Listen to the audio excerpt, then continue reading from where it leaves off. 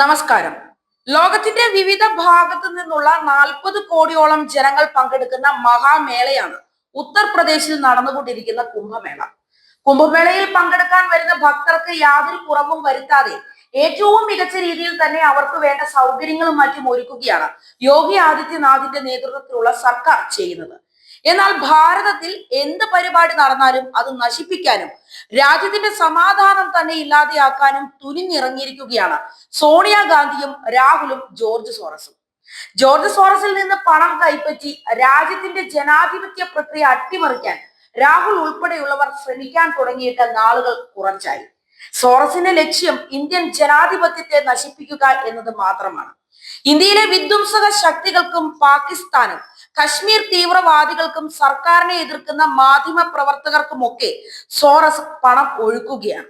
2014 BJP സർക്കാർ അധികാരത്തിൽ വന്നത് മുതൽ എങ്ങനെയും അധികാരം പിടിച്ചെടുക്കുക എന്ന ലക്ഷ്യത്തോടെ പല പണികൾ നോക്കിയിട്ടും ഒന്നും വിലപ്പോയില്ല. ഇതോടെ കശ്മീരിൽ അടക്കം അക്രമങ്ങൾ അഴിച്ചുവിട്ടും കർഷക സമരം നടത്തിയും ഒക്കെ മോദിയെ അധികാരത്തിൽ നിന്ന് താഴെയിറക്കാൻ ശ്രമിച്ചുവെങ്കിലും വീണ്ടും പരാജയം മാത്രമായിരുന്നു ഫലം.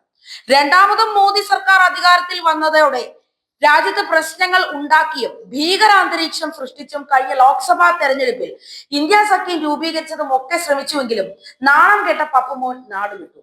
ജോർജ് സോറസിന്റെ പണം വാങ്ങി പ്രവർത്തിക്കുന്ന ഓപ്പൺ സൊസൈറ്റി ഫൗണ്ടേഷൻ ആണ് രാഹുൽ ഗാന്ധിയുടെ ഭാരത് ജോഡോ യാത്ര ആസൂത്രണം ചെയ്തത് എന്ന ആരോപണം ശക്തമായി തന്നെ ഉയർന്നു വന്നതാണ്.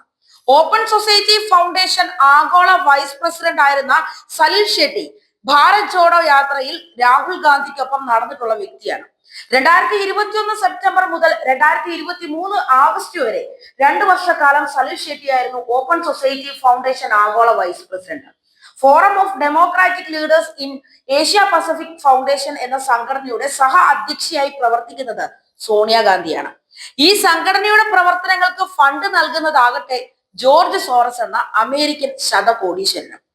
സോണിയാഗാന്ധി ഉപാധ്യക്ഷയായ ജോർജ് സോറസ് ഫണ്ട് ചെയ്യുന്ന forum of democratic leaders in Asia Pacific കാശ്മീരിനെ ഇന്ത്യയിൽ നിന്നും വെട്ടിമാറ്റാനുള്ള അജണ്ടയോടെ പ്രവർത്തിക്കുന്ന ഒരു സംഘടനയാണ്.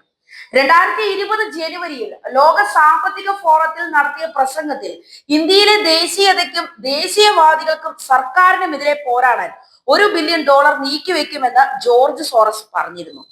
എങ്ങനെയും ലോകത്തിന് മുന്നിൽ ഭാരതത്തെ താറടിച്ച് കാട്ടുക എന്ന ലക്ഷ്യത്തോടെ ഇപ്പോഴിതാ കുംഭമേള അലങ്കോലമാക്കാനുള്ള കഠിന പരിശ്രമത്തിലാണ് ഇക്കൂട്ടർ. ഭാരതത്തെ എങ്ങനെയും തകർക്കുക എന്ന ഒറ്റ ലക്ഷ്യം മാത്രമാണ് ഇക്കൂട്ടർക്കുള്ളത്. എന്നാൽ സോറസിന്റെയും മദാമയുടെയും ഒന്നും വിളച്ചിൽ UP-യിൽ വിലപ്പോയില്ല. അവിടെ ഭരിക്കുന്നത് യോഗി ആദിത്യനാഥാണ്. ചൊറിയാൻ ചെന്നാൽ കേറി മാന്തുന്നായിട്ട്. കുംഭമേളയെ തകർക്കാൻ പോയിട്ട് UP-യിൽ ഒന്ന് കാലുകുത്താൻ പോലും സോറസിനെ യോഗി ആദിത്യനാഥ് അനുവദിക്കില്ല എന്നുള്ളതാണ് യാഥാർത്ഥ്യം. അല്ല, എന്തെങ്കിലും ഒരു കാരണവശാൽ അതിനൊരു മാറ്റം വരികയാണെങ്കിൽ അടുത്ത ബുൾഡോസർ ആക്ഷൻ പപ്പുമോന്റെയും മദാമയുടെയും സോറസിന്റെയും നെഞ്ചത്തായിരിക്കും എന്ന കാര്യത്തിൽ യാതൊരു സംശയവും വേണ്ട.